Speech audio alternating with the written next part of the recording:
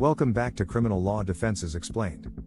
Today, we will explore the defense of automatism, an intriguing and often misunderstood aspect of criminal law. We'll clarify what automatism is, how it differs from defenses like insanity, and examine key case examples illustrating its application in court. We would look at how the law addresses actions taken without conscious control. Let's get started. What is automatism as a defense in criminal law? Automatism is a defense used when the defendant claims they were acting involuntarily due to an external factor, such as a blow to the head, a sudden shock, or even an adverse reaction to medication. The central idea is that the defendant's body acted without the control of their mind, meaning they lack the conscious intention required for criminal liability. Automatism with case example. Automatism refers to actions taken without conscious control, characterized by a complete loss of voluntary bodily movement. If proven, it constitutes a full defense, resulting in acquittal. Courts, however, rigorously examine the circumstances and evidence to assess whether the defendant indeed acted involuntarily. Types of automatism: non-insane versus insane automatism. There are two main types of automatism: non-insane and insane.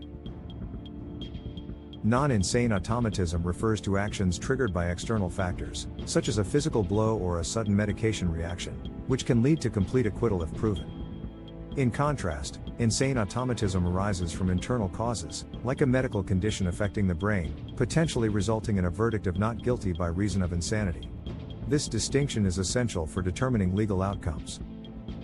Let's look at the case of R.V. T. 1990. In R.V. T. 1990, the court explored whether post-traumatic stress disorder, PTSD, could be classified as non-insane automatism. The defendant, a victim of a traumatic assault, committed robbery while in a dissociative state, a condition where an individual feels disconnected from their thoughts and identity due to PTSD. The court allowed her to use the automatism defense, acknowledging that psychological trauma can be viewed as an external factor causing an involuntary reaction. Requirements for the defense of automatism. To successfully raise the defense of automatism, the defendant must provide evidence of the following. First, they must show that there was a total loss of voluntary control. Second, this loss must be due to an external factor. And third, there must be no prior fault on the defendant's part, such as taking drugs or alcohol knowingly. Case example: R.V. Quick, 1973. In R.V. Quick, 1973, a nurse who was diabetic committed an assault during a hypoglycemic episode caused by insulin and lack of food. The court ruled that since his state was induced by an external factor, insulin, the defense of automatism was valid. This case shows how courts draw the line between external factors that support automatism and internal factors that would fall under the insanity defense. The importance of external factors. Automatism requires an external factor triggering the involuntary act. If the cause is internal, such as a medical condition like epilepsy or diabetes, the defense becomes one of insanity. Courts are careful to distinguish between the two because the implications differ greatly. Case example of internal factor: R.V. Bailey, 1983. In R.V. Bailey, 1983, the defendant, a diabetic, experienced a hypoglycemic attack after failing to eat. He then struck another person with an iron bar. The court determined that since he had known about the potential effects of not managing his condition, he could not rely on the defense of automatism. This case illustrates that if a defendant's actions are seen as reckless or self-induced, the defense is unlikely to succeed. Automatism and its limits. The courts have set clear limits on when automatism can be used as a defense. For example, if the automatism is self-induced, such as through voluntary intoxication, the defense is generally not available. Case example: R.V. Hardy, 1985. R.V. Hardy, 1985, is a critical case in understanding how courts interpret automatism when substances are involved. Hardy took his partner's Valium to calm down, unaware that it could cause aggression. Under the influence, he set fire to a wardrobe.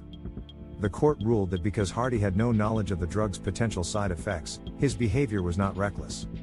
The defense of automatism was allowed, and he was acquitted. Automatism versus insanity, drawing the line. Distinguishing between automatism and insanity can be complex, particularly in legal cases. The key difference is whether the cause of the involuntary act is internal or external. For instance, sleepwalking, as in R.V. Burgess, 1991, is categorized as insanity due to its classification as an internal condition.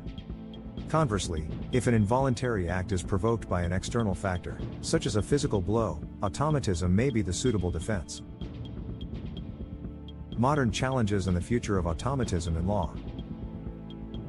As medicine and psychology evolve, the law struggles to maintain the traditional distinction between internal and external causes. Critics contend that this distinction is overly rigid, especially when conditions like PTSD and sleep disorders blur the lines. Reform is being proposed to update the automatism defense to align with contemporary medical understanding. This could involve acknowledging psychological conditions as external factors in specific cases, thereby broadening the scope of the defense. In summary, the defense of automatism is both intriguing and complex.